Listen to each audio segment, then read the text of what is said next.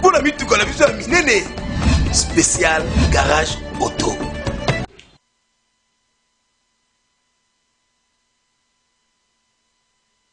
Nous disons merci à vous, fidèles téléspectateurs, fidèles de cette émission Au Centre. Nous sommes là pour vous, nous faisons l'effort de travailler pour le bien-être des Congolais. Voilà pourquoi nous allons au fin fond pour aller chercher les politiciens que vous sollicitez pour analyser les questions de la République, répondre aux questions très questionnantes.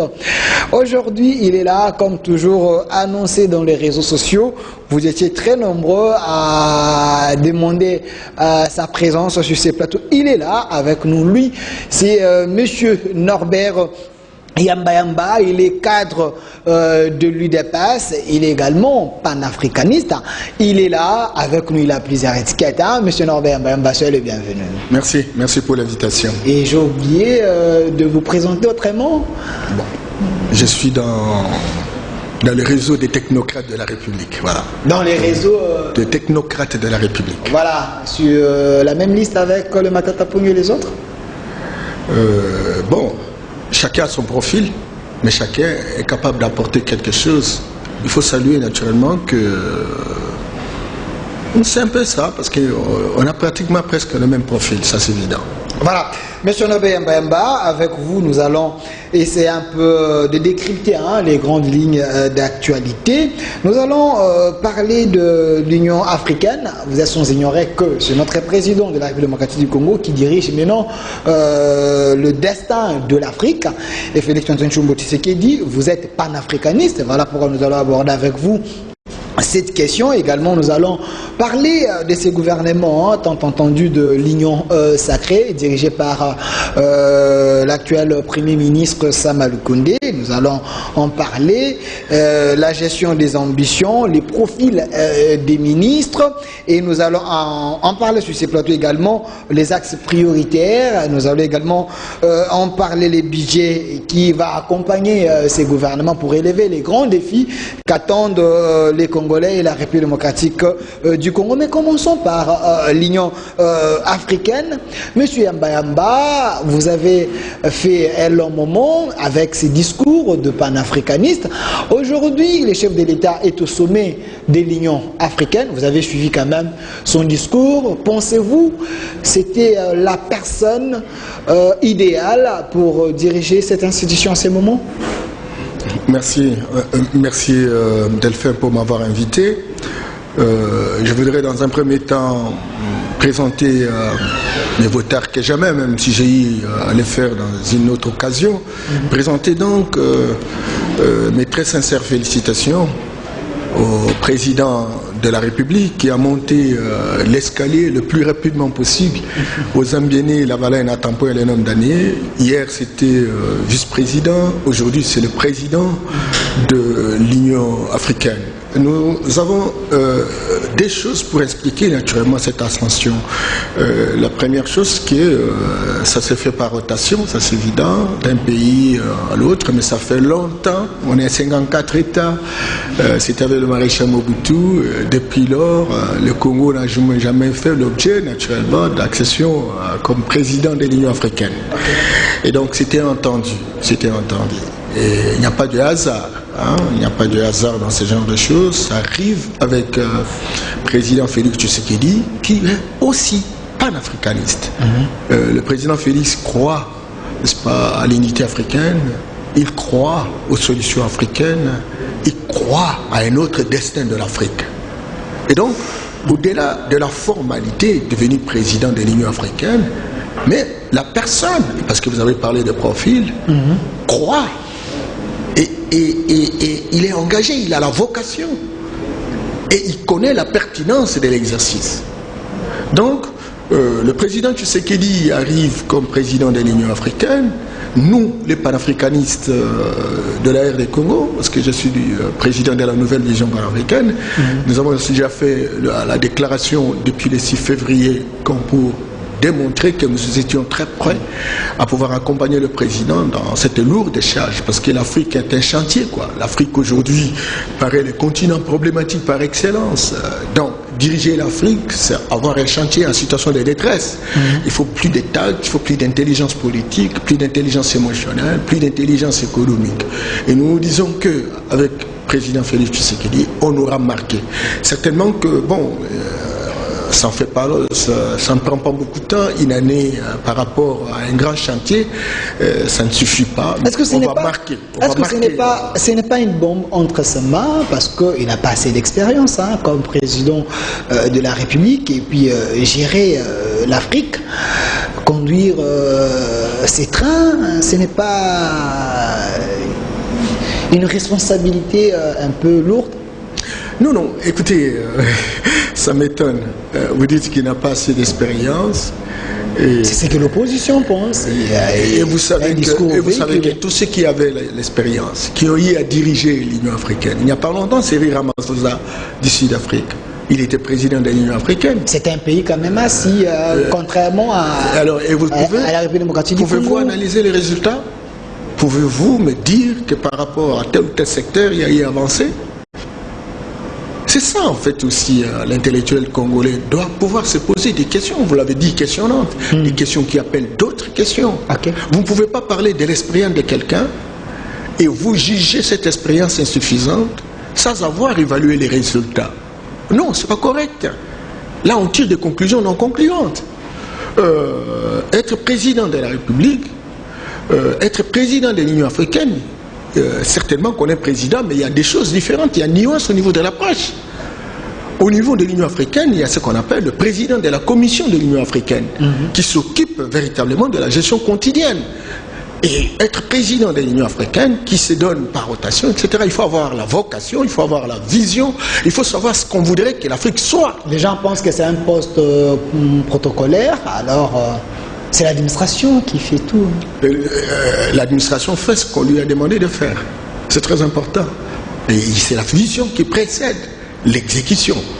Et le président vous dit que l'Afrique doit être unique.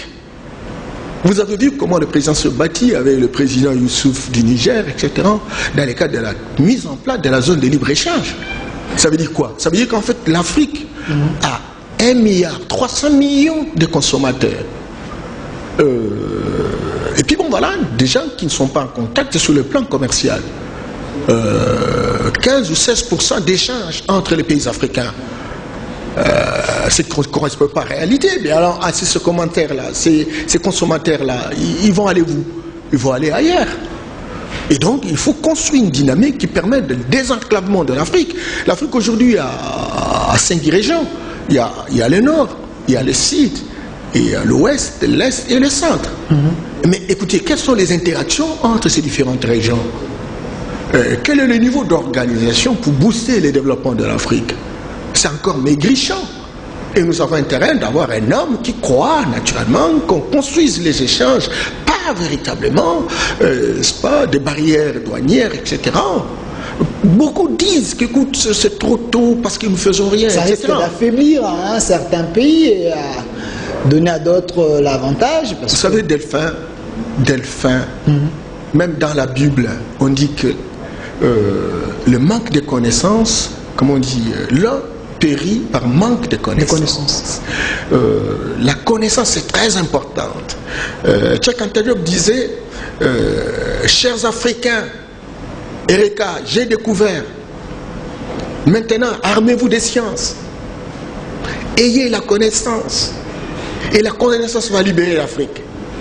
Alors maintenant, il y a beaucoup de pseudo-intellectuels politisés qui, visiblement, au lieu d'avoir une connaissance rationnelle pour aider l'avancée véritablement du processus, disent mais non, on n'a pas l'expérience, beaucoup de pays seront défavorisés, dont le Congo, etc. Est-ce que vous savez que l'Afrique a 5 locomotives? Il y a le Nord, dirigé par l'Égypte, avec 315 milliards de dollars. Vous avez l'Est dirigé par l'Éthiopie, avec 287 milliards de dollars de produits intérieurs bruts, bien entendu. Vous avez le Sud, 400 milliards. Vous avez l'Ouest, c'est le Nigeria, avec 581 milliards. Et vous avez le Centre, c'est le Congo-Kinshasa, 50 milliards.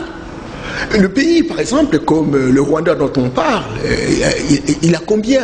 Il ne dépasse pas 10 milliards de dollars de produits intérieurs bruts. C'est le Congo la locomotive. C'est le Congo le pays de prédilection.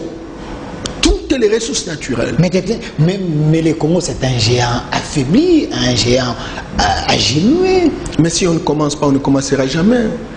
Au moins, nous avons conscience que nous sommes un géant affaibli et nous devons remonter la patte. Il fallait moulou, la va-vite comme ça. Mais quelle va-vite? Nous avons mis en place des dispositifs pour que les choses se matérialisent en 2063, l'agenda 2063. Toutes les prévisions démontrent très clairement que en ayant 2063, nous devons avoir les États-Unis d'Afrique. Et les États-Unis d'Afrique vont construire une congruence entre les 5 régions, dont le Congo en assure la locomotive en Afrique centrale. Ça, ce n'est pas de la poudre aux yeux, ça. Non, mais écoute, arrêtez des conneries. Aujourd'hui, on est en train de travailler, naturellement, de mettre un pont, n'est-ce pas, avec Congo-Brazza.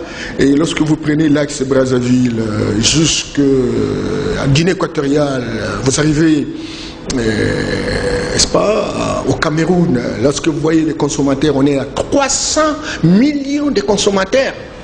Et nous pouvons profiter naturellement de ce qui est accepté naturellement par la Banque africaine de développement pour soutenir la BAD, pour soutenir cet effort. Mais aucun de ce pays, aucun, je dis, et j'insiste, n'a les potentialités, n'a la vocation, n'a la force nécessaire comme le Congo. Donc, si on voudrait entendre le jour où le Congo va se régresser pour commencer les choses, moi je dis non, il faut arrêter des conneries.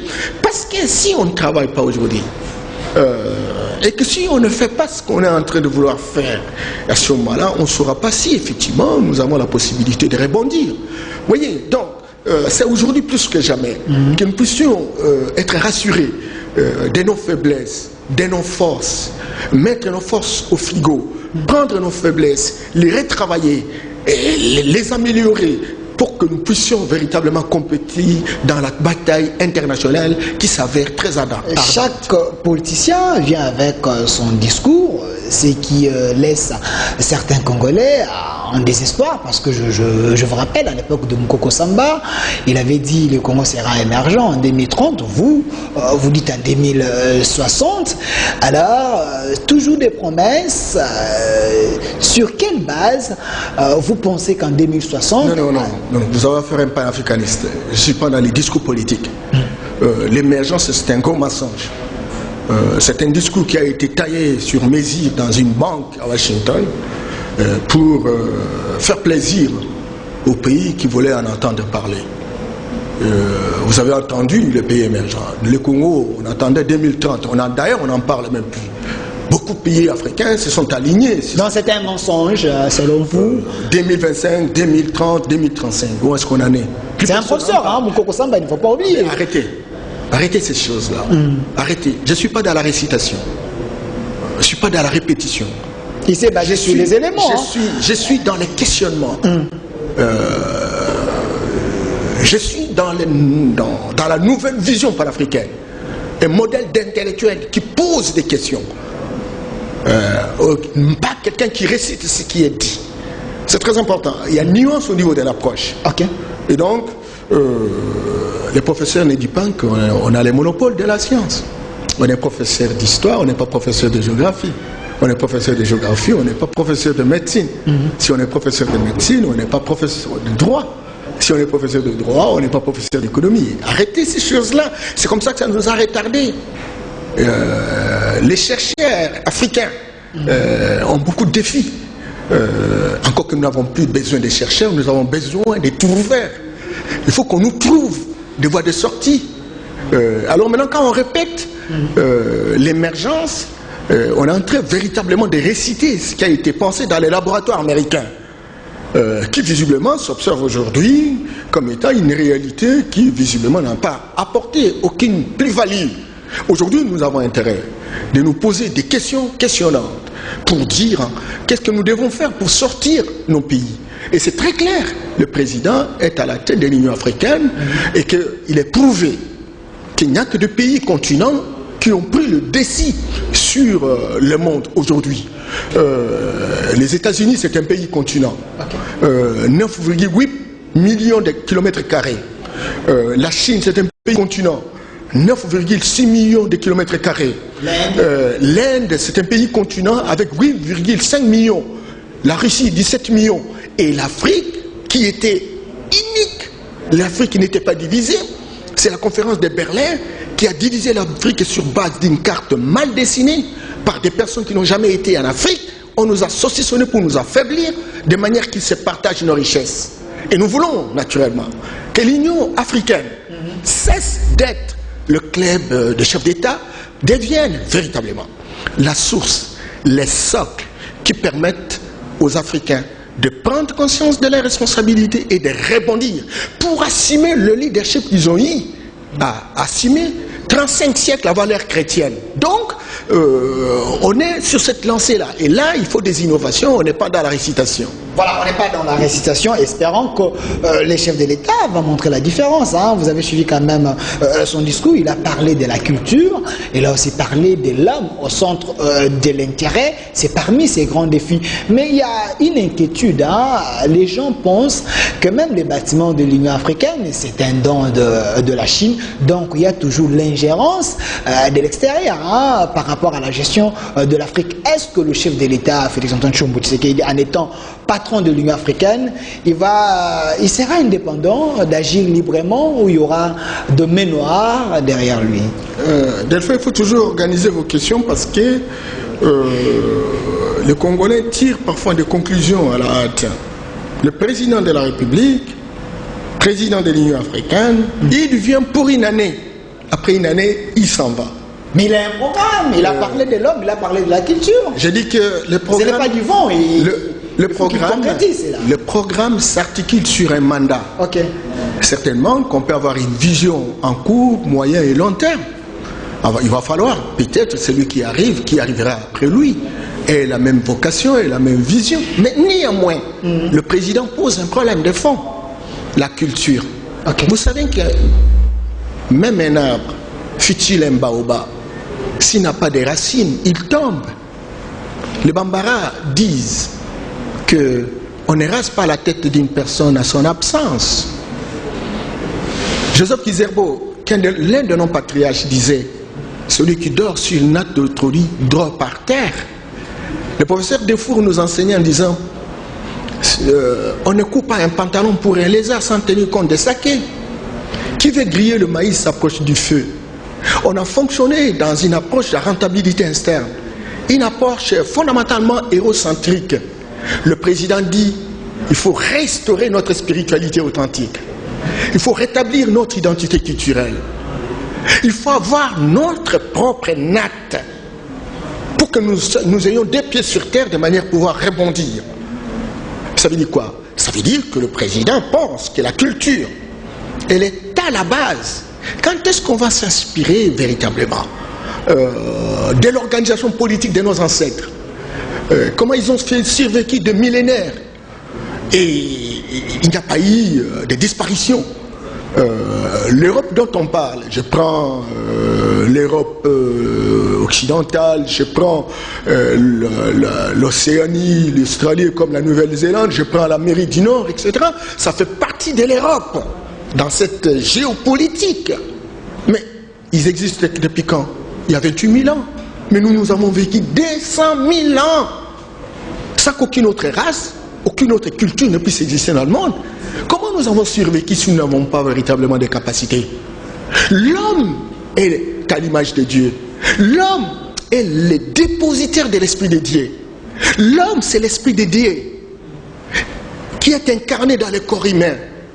Et nous avons survécu. Nous avons le génie propre. Et ce génie a été bousillé. Et le président dit, allons à la culture. C'est la culture qui est à la base.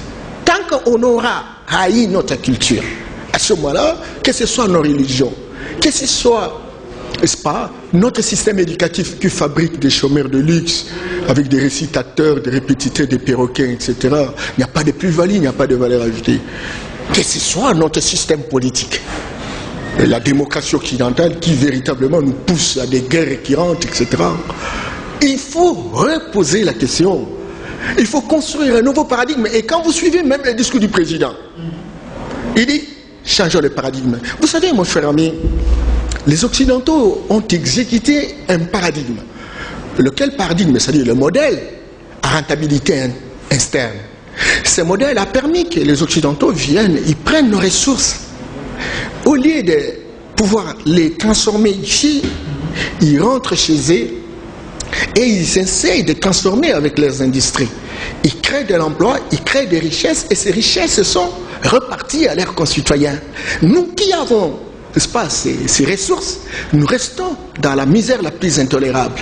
Le président dit, le monde est devenu planétaire, nous sommes prêts pour la planétarisation, mais nous sommes aussi prêts pour que chaque espace affirme son pas ontologique. Pourquoi? L'indépendant de la connaissance, l'indépendant de la richesse.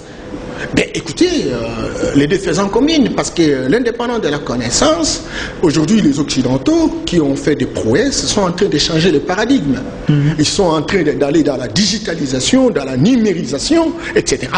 Et c'est l'occasion pour nous, parce que hier, s'il y avait un seul directeur du monde, les États-Unis, aujourd'hui, il y a multipolarité de puissance. La géopolitique internationale aujourd'hui est caractérisée par l'existence de plusieurs puissances. Vous avez les États-Unis, vous avez la Chine, vous avez l'Inde, vous avez le Brésil, vous avez la Russie, y compris la Turquie, même certains pays arabes comme l'Arabie Saoudite, le Qatar, etc.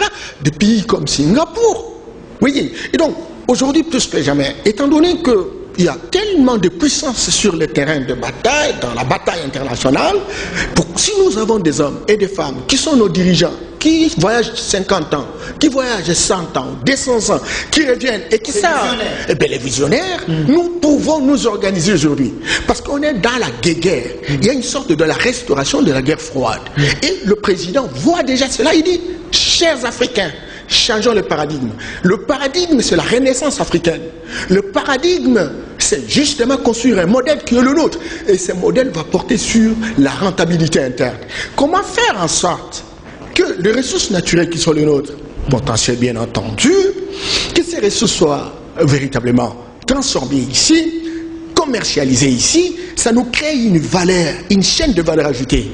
On produit, on a engagé les Congolais, on transforme, on a engagé les Congolais, on commercialise, on a engagé. Et le président dit, je suis d'accord que les investisseurs étrangers viennent, qu'ils viennent faire, mais que l'on trouve un canevas. C'est comme ça qu'on a créé ce qu'on appelle des zones économiques ou des zones industrielles. Vous venez, il y a exonération, mais vous avez la responsabilité naturellement de produire des richesses dans le pays d'investissement. C'est très important. Et donc, on a intérêt aujourd'hui, naturellement, qu'on y ait un peu le sens de la rationalité, qu'on s'écarte véritablement d'un discours émotionnel et qu'on écoute ce que veut véritablement le président. Il dit, ok, nous allons travailler, nous allons numériser le pays, nous allons arrêter la corruption, nous allons créer des conditions favorables qui permettent aux investisseurs de venir dans notre pays et tout cela faisant commune va pousser qui influence des capitaux sur le marché. Merci M. Norbert Yamba. Avant de parler de ce gouvernement de l'Union sacrée, il y a une question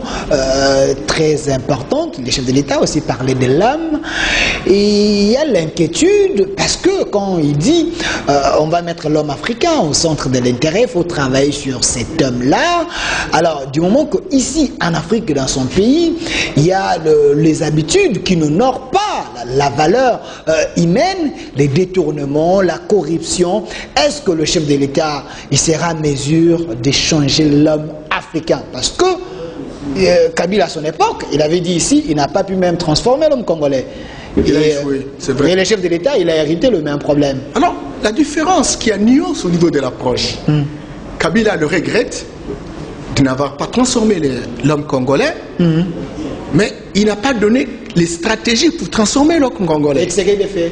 Et alors, le président Tshisekedi sait que l'homme congolais est foncièrement dénaturé. Et alors maintenant, il faut aller dans un processus de reprogrammation mentale.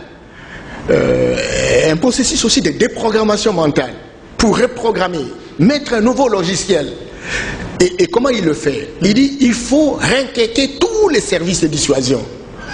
Les services de dissuasion supposent qu'il faut l'agence, ce qu'on appelle l'inspection générale de finances, l'IGF, pour dissuader les gens. Aujourd'hui, je venais de Kananga et j'ai suivi à partir de Kananga le gouverneur de la ville de Kinshasa. Quand on l'accusait d'avoir vendu le marché, il dit avec le gouvernement béton, vous vendez le marché et on vous laisse. Moi j'ai dit oh, ça commence à viendre. Voilà. Et donc il y a des hommes et des femmes devant la porte de qui que ce soit. C'est très important et chaque Congolais est permis de pouvoir dénoncer. C'est une nouvelle impulsion. Deuxième chose, au-delà des institutions de dissuasion, comme la Cour des comptes, l'Assemblée est en train d'être refondée, revisitée, reconfigurée. Pour que cette Assemblée puisse véritablement faire le monitoring de l'action publique. Où les ministres seront interpellés, pas parce qu'on est de la majorité, on ne vous pose pas de questions, on ne vous interpelle pas, ça c'est fini cette histoire. Si ça se faisait, le président Kabila n'aurait pas pu le regretter. Il faut que l'Assemblée joue sa partition. Troisième chose, la société civile. Une société civile spécialisée, pas celle qui fonctionne par des incantations ou des discours de bas étage, mais celle qui sait véritablement, sur base d'un certain nombre de techniques, etc., contrôler l'action publique. Et il n'y a pas que ça. Le service, des renseignements qui devient un service d'intelligence. L'ANER, c'est très important. Et il n'y a pas que ça. Le plus important, ce sont les cours et tribunaux. Parce qu'il y a quelqu'un qui doit suivre les infractions, notamment les procureurs ou les substituts, etc. Ils sont là, justement, pas parce que le chef de l'État va les envoyer, mais ils doivent suivre les infractions. Et c'est très important. Et le président ne s'arrête pas là. Il dit, si nous avons des institutions qui constituent des garde-fous, ce système de surveillance mutuelle, il faut ajouter d'autres institutions additionnelles qui jouent le rôle connexe, qui peuvent rappeler aussi ces structures de dissuasion. Et nous avons, par exemple, la cellule des changements de mentalité. Il dit, je nomme un coordonnateur pour changer la mentalité. Cette cellule devra travailler avec les structures aujourd'hui opérationnelles. L'idée, c'est d'arriver à faire une déprogrammation mentale. Ce n'est pas les sensationnels. Je m'excuse. Jusque-là, il n'y a pas assez de résultats. Il a multiplié trop d'agences à la présidence, mais ça ne donne pas de résultats, M. Mbemba. Il met en place vous êtes de l'UDPS. L'agence, c'est pas de lutte contre la corruption. Mais mon cher ami, une agence ou une institution répond à une préoccupation. Il ne faut pas aller dans une logique mathématique ou mécanique. On a observé un problème, on veut le résoudre, on met en place un arrangement institutionnel, et cet arrangement institutionnel a besoin de s'acclimater, a besoin d'accroître son ancrage institutionnel. Alors vous voulez que le même jour qu'on met et qu'on change les corrupteurs. Il y a trop dans les promesses, mais ça ne donne pas les résultats. Il vous reste que 2 ans. Vous êtes de l'UDPS, c'est votre pouvoir. Je voudrais d'abord, nous on a été formés pour ne pas se lancer dans ces choses-là, mais je vous le dis comme consultant international, que quand on met en place, n'est-ce pas, une institution, ce n'est pas le même jour le temps d'identifier les problèmes, le temps, n'est-ce pas, de prendre la décision pour résoudre ce problème, le temps de mettre en place l'institution, le temps de recruter les hommes, le temps d'équiper l'institution, le temps de donner la possibilité à l'institution de comprendre les tenants et les aboutissants, et le temps d'avoir des résultats. Alors maintenant, quand vous regardez le 2 ans, donc c'est amplement insuffisant. Certainement que nous avons 5 ans, parce que nous sommes dans les cas d'un droit gréco-romain où on veut imiter, parce qu'en France il y a 5 ans, donc il faut 5 ans. Au moment où la France avait résolu beaucoup de problèmes, il a choisi 5 ans, et vous y étiez il n'y a pas longtemps, 7 ans. Et donc en 5 ans, on a fait 2 ans, il reste 3 ans. Les gens disent, mais qu'est-ce qu'on a fait? Mais j'ai dit, il faut comptabiliser les avancées.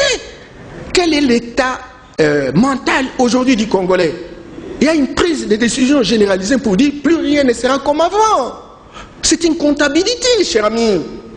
Moi, je vous écoute, même vous les journalistes, lorsque vous faites, je sais pas, vos sorties médiatiques, etc. Vous dites, mais écoute, qu'est-ce qu'on a fait, etc. D'ailleurs, vous m'avez posé cette question-là, votre régime, c'est de détourner des gros fonds, etc. Moi, j'ai dit, mais vous avez 600 comment? s'il n'y a pas un système qui met à la place publique les affaires de l'État, mais c'est déjà une avancée, c'est déjà une évolution positive. Il faut savoir saluer ça avant de critiquer quoi que ce soit. Donc on reste dans le chapelet des bonnes intentions du chef de l'État, sans résultat, donc on peut attendre même après votre mandat. Non, mais vous souhaiterez qu'on aura les résultats. Merci. Non, je m'excuse beaucoup, il faut que je précise par rapport à il n'y a pas un chapelet d'intention. Il y a des décisions qui se prennent. Et ces décisions sont matérialisées physiquement. Mais là où on ne se comprend pas, moi je dis, chaque décision qui se matérialise a un temps d'avoir donné des performances. Il faut comptabiliser ce temps et prendre ce temps en considération avant d'apprécier le résultat. Voilà. Monsieur Norbert Yamba Yamba, comprenez, c'est un panafricaniste, hein, et avec Lionel, c'est un peu d'aborder cette première thématique. Le monde évolue avec la formation du gouvernement Union Sacrée. Je rappelle que vous êtes de l'UDPS, parti présidentiel. Vous avez l'obligation de donner les résultats aux problèmes des Congolais. Vous avez nommé Sama Lukonde, qui est déjà dans les tractations de la formation du gouvernement. Pensez-vous que Sama Lukonde, c'était le profil voulu par rapport à tous ces problèmes pour qu'avec ce gouvernement qu'il relève les défis de la République démocratique du Congo? Merci Delphin. J'attends les gens. J'ai suivi même des pseudo-chercheurs politisés qui sont à l'extérieur en train de dire Sama ne vaut pas la peine. Tshisekedi a fait ceci, Tshisekedi a fait cela. S'il vous plaît. Tantôt on dit non, il faut éviter des gens qui ont travaillé, qui ont démontré leurs limites dans la gestion de l'État. Et quand on prend un jeune garçon qui a encore de la fraîcheur, qui est encore actif, hyper actif, et qu'il démontre ce qu'il est capable de faire, on dit non, mais quelle est son expérience? Écoutez, Sama Lukonde, je l'ai connu au travers de ses prestations. D'abord un député de l'ICACI, et puis ministre à l'époque, du sport. Ministre des Sports. C'est un jeune homme qui a été nommé à l'époque, qui n'avait pas les 43 ans dont il a aujourd'hui, etc.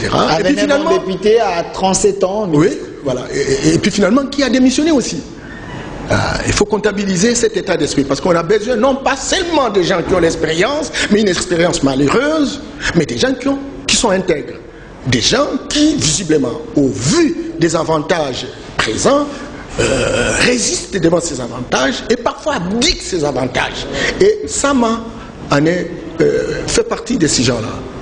Plus grave encore, Sama a été responsabilisé. La GECAMINE, c'est tout un pays, quoi. La GECAMINE j'allais la comparer à une multinationale, bon, en termes de grandeur, parce que je connais la vraie GECAMINE qui a existé, qui du reste n'était pas très opérationnelle, je m'excuse beaucoup. Évolué. Et bien qui a évolué à l'arrivée, de ce directeur général. Les gens qui n'étaient pas payés ont commencé à être payés. Il ne faudrait pas que je donne l'impression d'être un dialoliste en train de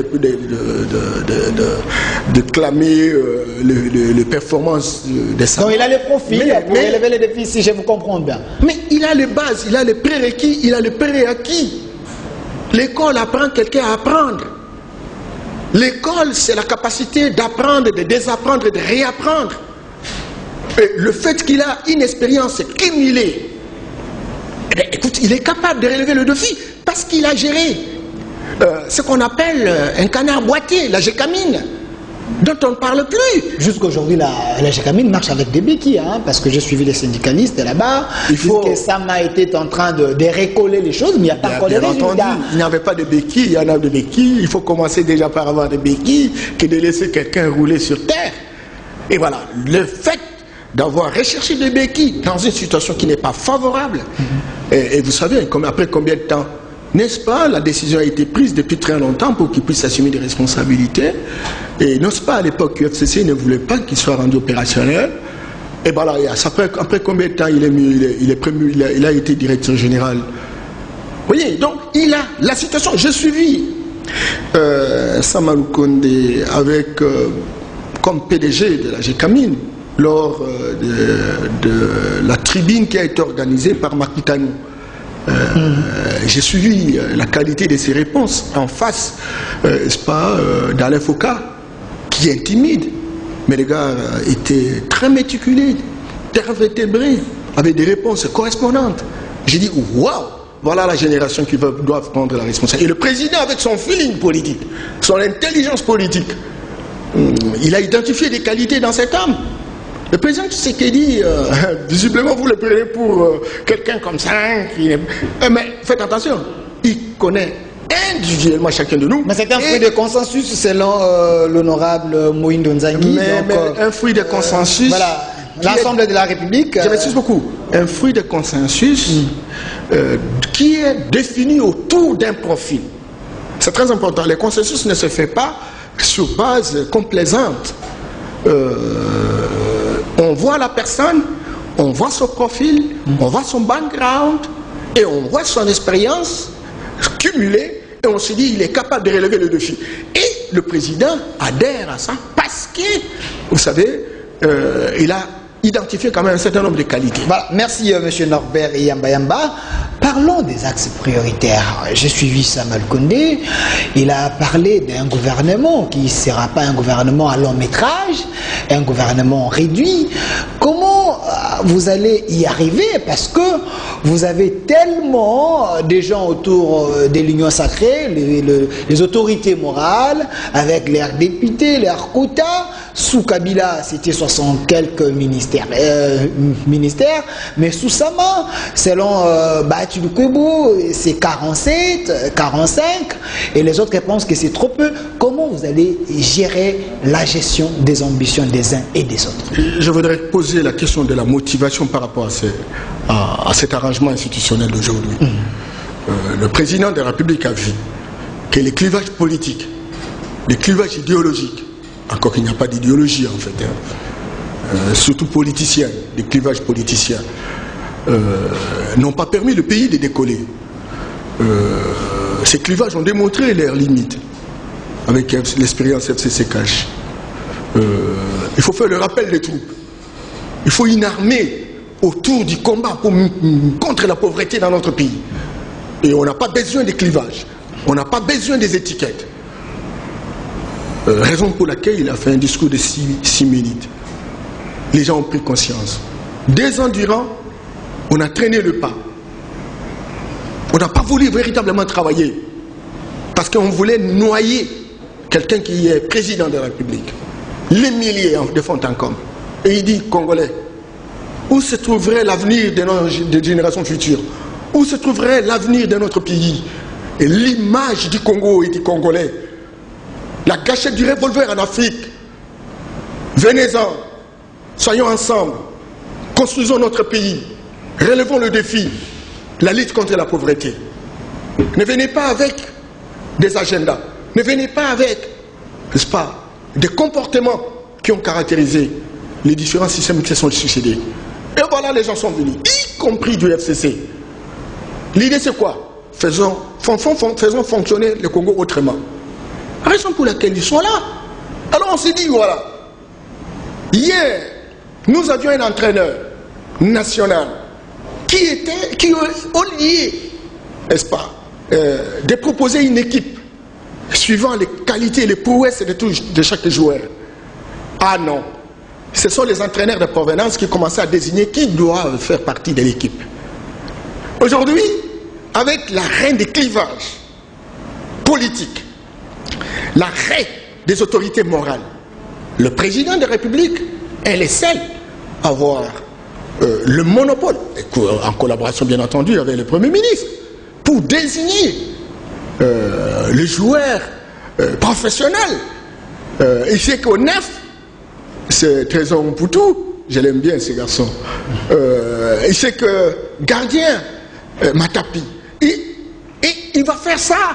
Et il va prendre même des gens qui ne sont pas dans son parti politique. On peut même recruter des Congolais qui ne sont pas dans les différents regroupements politiques, qui acquisent un profil, qui peuvent apporter quelque chose. La preuve, vous avez vu le panel pour préparer l'Union africaine, qui ont été nommés là.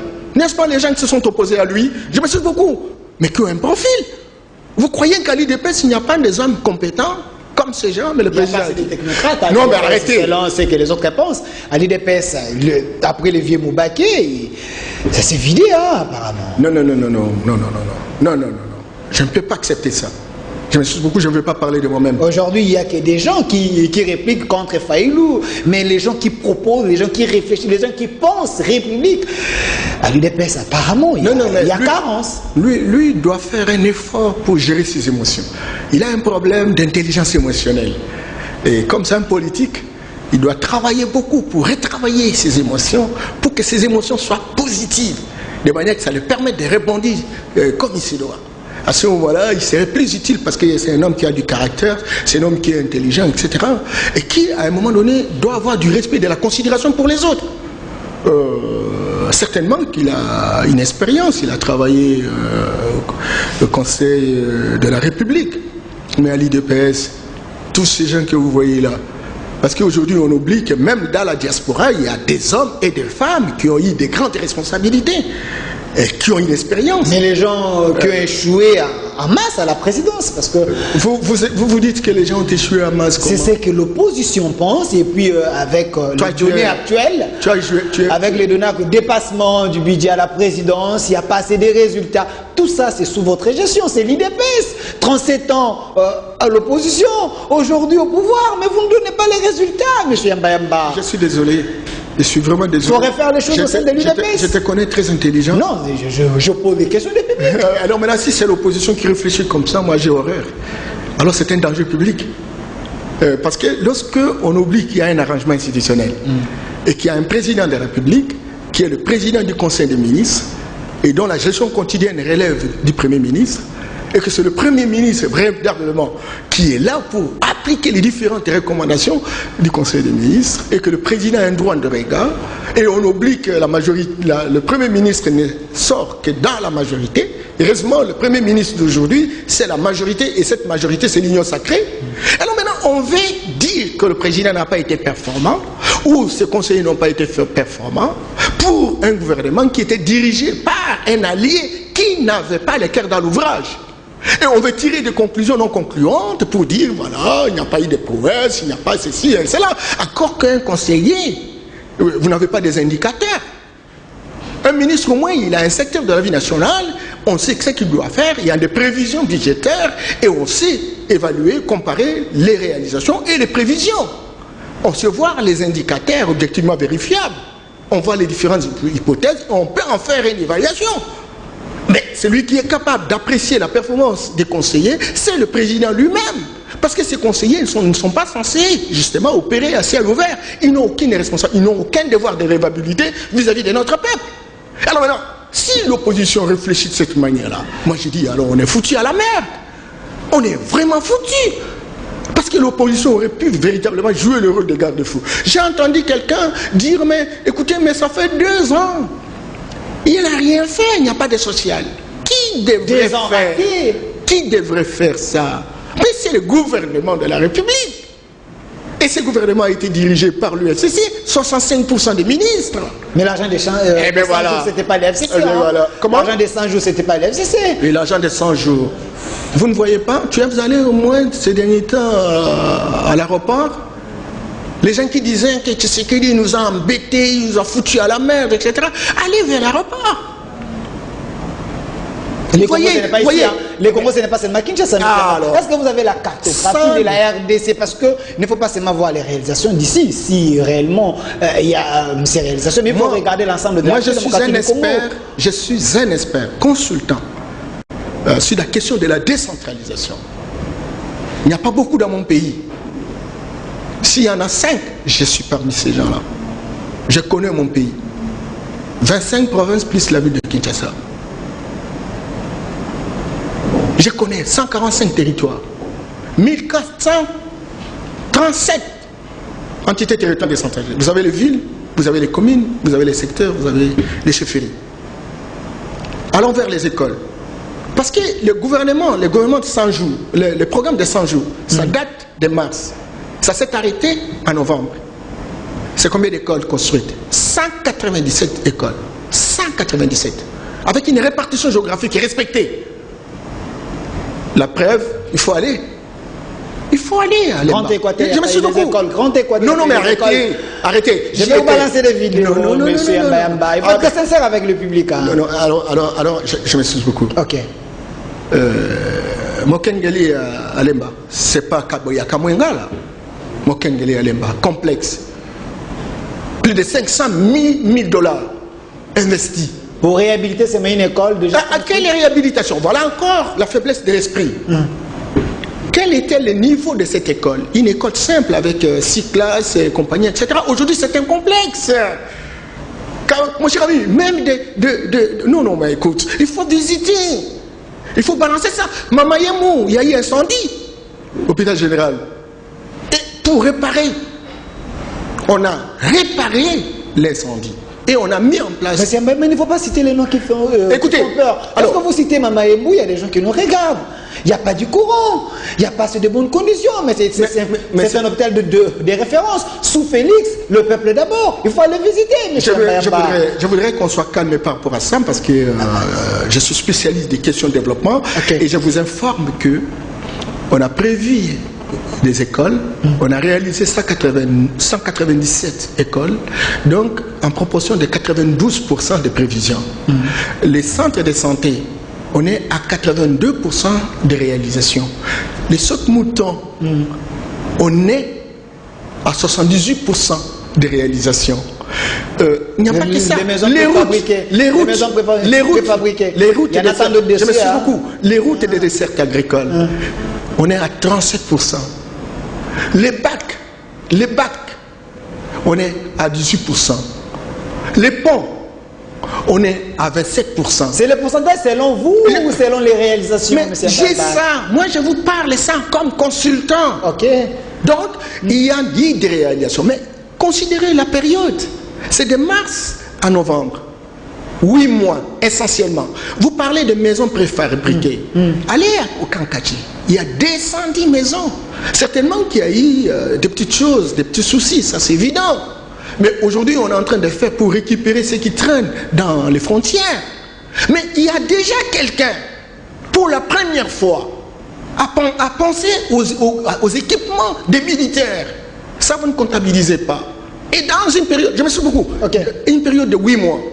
Mais, mon cher ami, à partir de novembre, on a confié la responsabilité, on a fait la remise-reprise avec le gouvernement Ilo Kamba. C'est à vous maintenant de poser la question. Depuis qu'Ilo Kamba est allé là, il y a combien de kilomètres de route? Il y a combien de centres de santé? Il y a combien d'écoles construites? Il y a combien de sautes-moutons? Il y a combien? C'est Léa Lagouni vous a sauvé, le ministre des Finances. Et la gratuité, la gratuité de l'enseignement. 4 millions d'enfants. Je suivais le ministre de l'EPSPT. 4 millions des enfants qui sont Willy Bakonga. Et mon cher ami, 8 mois seulement. Les nouvelles unités, on est à plus de 134 000 enseignants. Ni t'étais les formatations, ni t'étais le jeu de certaines personnes, etc. En créant des écoles fictives, en mettant en place des hommes et des femmes qui véritablement n'ont rien à faire avec les écoles, à multiplier. Aujourd'hui, il y a les parents qui regrettent pour avoir envoyé leurs enfants dans les écoles où on a clamé la gratuité parce que leurs enfants jusqu'à aujourd'hui n'ont pas bénéficié de cette gratuité. Mais M. Mbemba, ce Congo attend des défis. Samalou Kondé avec son gouvernement, je ne sais pas si ça serait un gouvernement à long métrage ou un gouvernement réduit. Est-ce qu'il sera à mesure de trouver l'argent pour augmenter d'abord les budgets, afin de donner les solutions à chaque secteur? Est-ce que vous serez à mesure de trouver l'argent? Vous savez, le budget de la République aujourd'hui, je crois qu'on est dans les 6 à 7 milliards de dollars, ce sont des prévisions. L'Angola, c'est plus de 30 quelques. Eh bien, arrêtez. Et la RDC, c'est un arrêtez de comparer les incomparables. C'est un pays planète. Vous savez que nous avons un litige avec l'Angola. Combien de barils de pétrole sont produits, etc., qui sont pour l'Angola, mais qui étaient la propriété du Congo, etc. Donc, tout ça, ce sont des questions qui appellent d'autres questions pour lesquelles nous sommes censés de résoudre dans les cadres de relations diplomatiques avec d'autres pays voisins. Et donc, ce sont des soldes qui sont restés, qui véritablement n'ont jamais trouvé solution. Il ne comparait pas les incomparables. Nous sommes en train de mettre un système politique, nous sommes en train de mettre un système cohérent qui permette véritablement de visualiser les richesses de la République. Alors maintenant, au même moment qu'on commence, un enfant qui naît aujourd'hui, vous dites non, non, non, vous le comparez à un enfant de 25 ans. Mais arrêtez des conneries. Oui, donc... Vous vous plaignez trop, M. Mbayamba, il faut trouver des résultats. Je vous ai posé la question, comment faire pour arriver à augmenter les budgets de l'État pour que chaque secteur puisse au moins avoir les souffles, M. Mbayamba. Vous savez, beaucoup de pays à travers le monde ont fait beaucoup d'efforts, mais je voudrais quand même vous dire où est-ce que se trouvent les sources d'argent. Okay. La première source, c'est notre budget. Je vous ai dit qu'on est à 7 milliards de dollars si je m'abuse. Et en dehors du budget, nous avons la possibilité de drainer l'argent auprès de nos partenaires au développement. Vous avez là la Banque mondiale, il y a aussi d'autres banques régionales, vous avez la Banque africaine de développement, etc.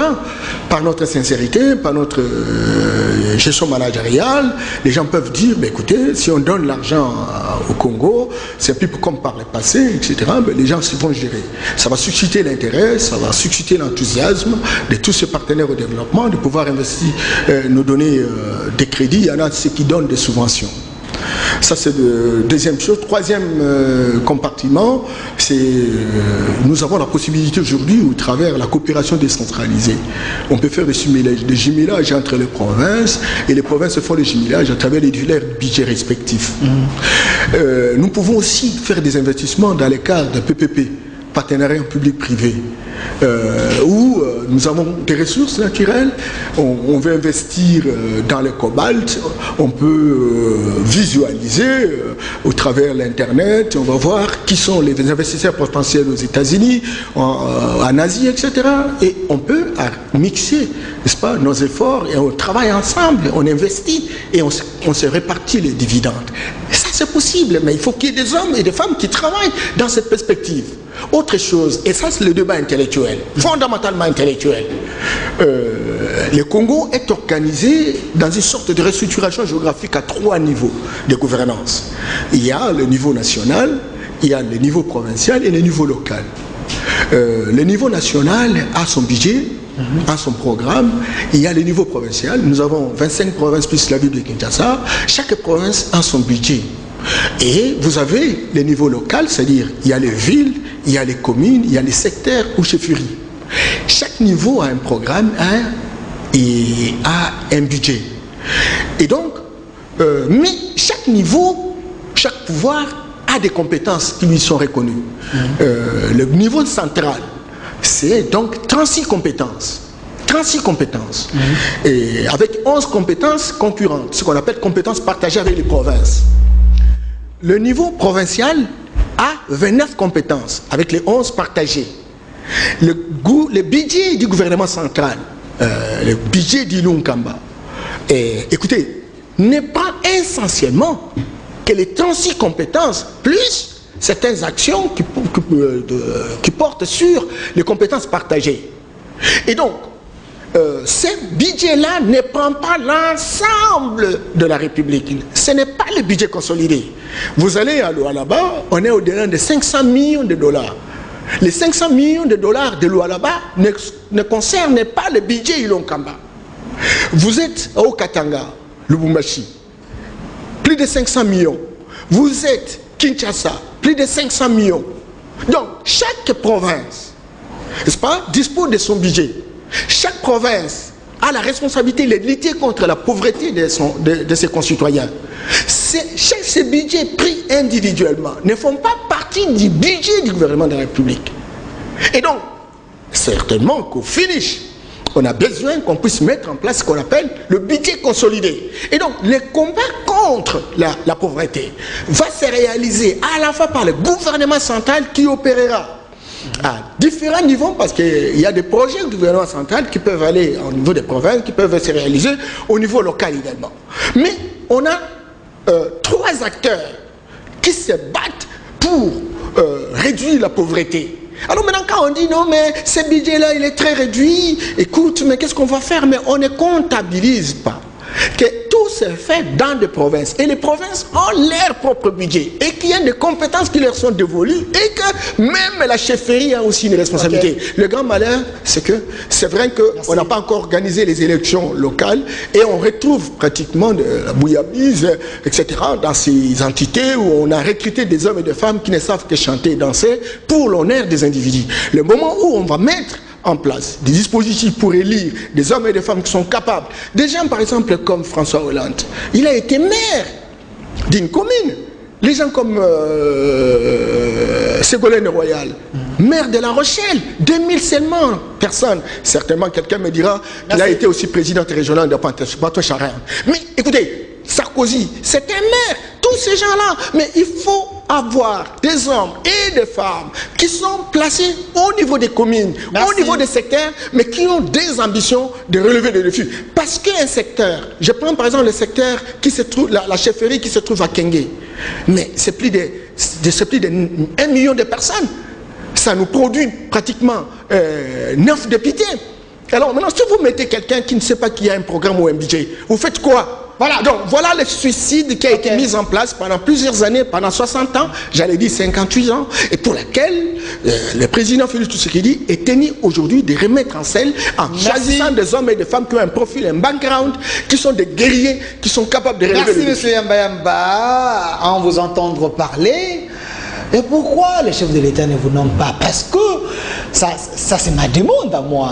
Pourquoi ne pas prendre une telle personne, les donner des responsabilités, s'il peut donner les résultats? Parce que vous les politiciens, des fois, vous parlez comme ça, une fois aux affaires, des fois ça devient désolant. Mais la dernière question, M. Norbert Yamba, on chie tout vous avez connu une expérience malheureuse. Merci. Aujourd'hui, on a l'âge qu'il faut, on a 60 ans, et je crois qu'on a fait bref, sans être dans les postes de responsabilité. Merci. La capacité d'inventer, la capacité d'imagination. Mais pour le reste, le chef de l'État n'a pas que Yamba en face. Il y a beaucoup d'autres personnes qui sont plus que Yamba et il sait à quel moment il peut véritablement... Voilà, merci M. Norbert Yamba. Il nous reste 2 minutes, M. Yamba.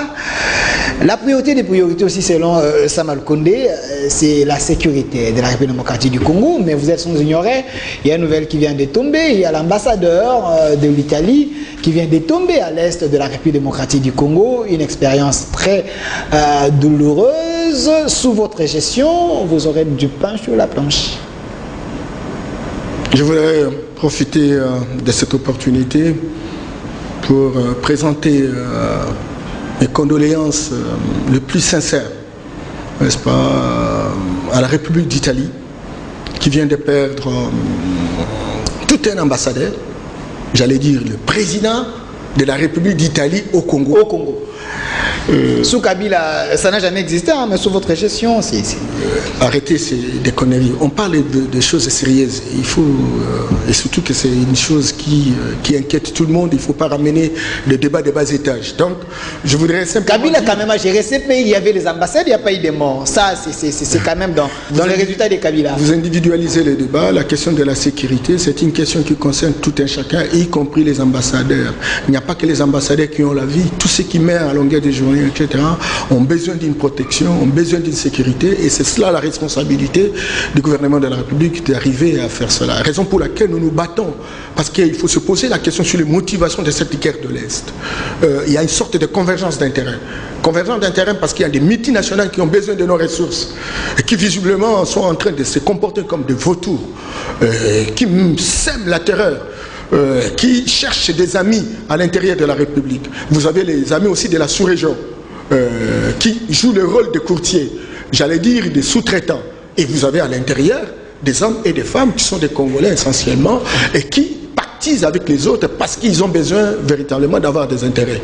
Et tout cela, le président a bien visualisé la chose, raison pour laquelle il a fait des bâtons, il a fait des pèlerins, de voyages incessants. Non, je me suis beaucoup pour toucher ceux qui sont concernés par rapport à cette complotation, etc. On l'a accusé qu'ils voyageaient, etc. On continue la diplomatie, mais on continue à réorganiser notre armée, parce que nous devons être en mesure véritablement de tenir contre toutes les attaques. Merci. Et nous, on continue également à utiliser la diplomatie et à utiliser la politique pour sensibiliser tous ces Congolais qui sont des comploteurs, j'allais dire des complotistes, par rapport à ce processus, pour qu'ensemble nous puissions relever. Et heureusement qu'il y a l'union sacrée, et heureusement que même parmi ceux qui sont dans ces choses-là, ils sont venus à l'union sacrée. Merci. Peut-être qu'on va Merci, monsieur Norbert Yamba. Si je vous comprends bien, l'union sacrée va donner les résultats. Tout à fait, tout Voilà. à fait. Mais encore que vous, les journalistes, Voilà. vous puissiez travailler, les politiciens travaillent, chacun joue sa partition. Merci. C'est pas seulement la responsabilité du président de la République. Merci, monsieur Norbert Yamba. Je rappelle que vous êtes cadre de l'UDPS, panafricaniste. Vous étiez l'invité de mon émission. Aujourd'hui, on a parlé de l'Union africaine. La responsabilité de Félix Antoine Tshilombo Tshisekedi à la tête de cette institution. On a parlé de gouvernement Union sacrée patronné par Samuel Kondé et les axes prioritaires de ce gouvernement. Merci d'avoir répondu à toutes ces questions. Merci aussi à vous, fidèles téléspectateurs. Vous êtes très nombreux à nous suivre derrière la caméra. Kankou Kabase, les Belalov, Ntsabi à la réalisation, Chimsa, et assisté par Lelo qui était là. Et merci à Monterre qui était à côté de nous, également Aristote. Merci à vous, restez fidèles à ces programmes. Suivez-nous chaque jour, du lundi au vendredi à partir de 15h et la rediffusion à 23h35. Abonnez-vous sur notre chaîne Magazine au Centre. Au revoir.